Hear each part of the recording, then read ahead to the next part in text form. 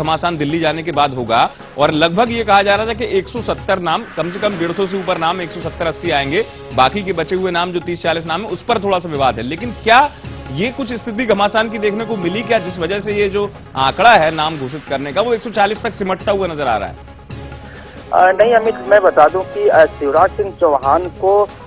जो पार्टी के बड़े नेता है उन्होंने एक तरह से उनको बिल्कुल अधिकार दे दिया है और उनको आश्वस्त कर दिया था कि आप अपने स्तर से, क्योंकि आप वहां के नेता हैं, लोग भाजपा के मुताबिक कि आप वहां के लोकप्रिय नेता, आप अपने स्तर से पार्टी के और बड़े जो नेता हैं, जो प्रदेश अध्यक्ष हैं, जो प्रभारी हैं भाजपा मध्य प्रदेश के, उन सबको बैठ करके आप लोग अपने तरफ से एक सूची बनाइए और जो भी लगता है कि कैंडिडेट जो विनिंग कैंडिडेट है, ऐसे कैंडिडेट का आप चयन कीजिए और आप फाइनल लेकर के आप दिल्ली पहुंचिए। तो कुल मिलाकर के शिवराज सिंह चौहान के नेतृत्व में या जो प्रभारी वहां के हैं उनके नेतृत्व में जो भी वहां सूची बनाई गई है उस पर कोई घमासान अभी तक फिलहाल हमें देखने को नहीं मिल रहा है। और केंद्रीय चुनाव समिति की बैठक में बहुत ही सहजता के साथ जो है वो बीच बीच में, क्योंकि ऐसी खबरें वहां से आती भी रही हैं कि किसी प्रकार के कोई मतभेद का वहां पर किसी प्रकार कोई जिक्र नहीं हो रहा था और कुल मिलाकर के जो है बैठक बहुत ही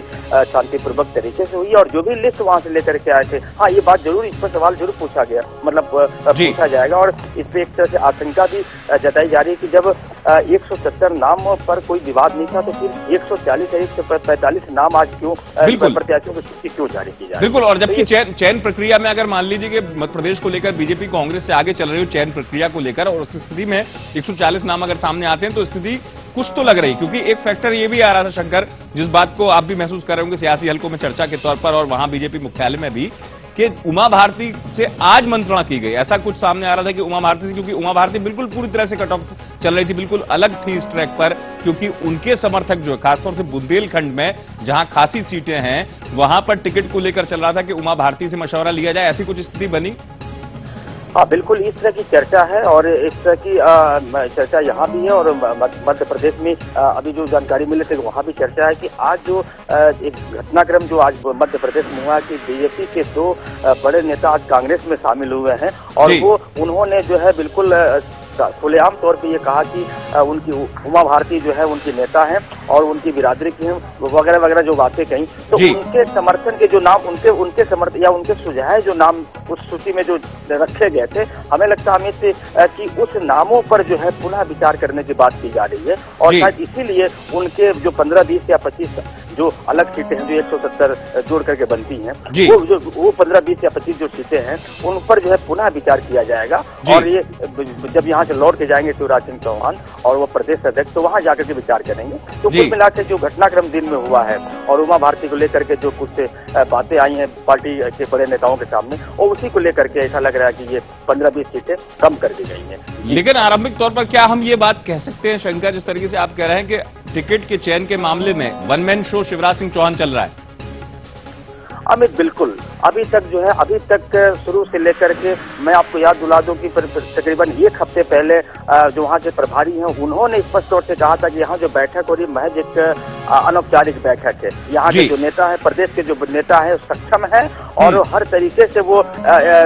चयन करने के लिए मजबूत है, लिहाजा यहाँ उनको ज्यादा मशक्कत करने की जरूरत नहीं है। जो भी यहाँ के नेता चयन करें, जो भी सूची बनाएंगे वो बढ़िया बनाएंगे और तरीके से बनाएंगे। जी, लेकिन एक बड़ी बात यहाँ पर सामने अब ये भी आ रही है कि जो एक सुगबगाहट या राजनीतिक हलकों में चर्चा बहुत ज्यादा थी, क्या बीजेपी उतना बड़ा निर्णय ले पाएगी? सिटिंग एमएलए पर गाज गिरना तय है, बहुत सारे सिटिंग एमएलए पर गाज गिरना तय है, तो क्या 140 नामों में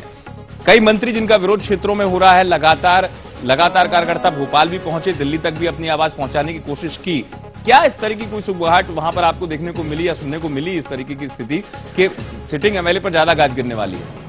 बिल्कुल अमित, जब साफ तौर से बीजेपी के एक बड़े कद्दावर नेता ने और एक नेत्री ने जो है इस बात को ऑफ द रिकॉर्ड कहा है कि इस बार महिलाओं को तवज्जो दी गई है और कुछ नए चेहरे लाए गए हैं, तो ऐसे में बहुत आसानी से इस बात को समझा जा सकता है कि जब महिलाएं ज्यादा संख्या में आ रही हैं और नए चेहरे ज्यादा संख्या में आ रहे हैं तो मतलब ये संभव है कि अधिक से अधिक जो मंत्री वहां पर थे या पूर्व विधायक थे बीजेपी के उनमें से अधिकांश के नाम कटने की जो संभावना है, बिल्कुल प्रबल संभावना दिख रही है। जिस हिसाब से महिलाओं को तवज्जो दी जा रही है और नए चेहरों को लाने की बात की जा रही है, ऐसी बिल्कुल संभावना व्यक्त की जा रही है और ये बिल्कुल जो आशंका इस तरह की है, जो एक तरह से जो उम्मीद जो लगाई जा रही है कि नाम कटेंगे तो निश्चित तौर पर इसमें कुछ मंत्रियों पर गाज गिरने वाली है और कुछ विधायकों को भी टिकट कटने वाले हैं। जी, लेकिन कुल मिलाकर स्थिति जो है वो ये बनती हुई नजर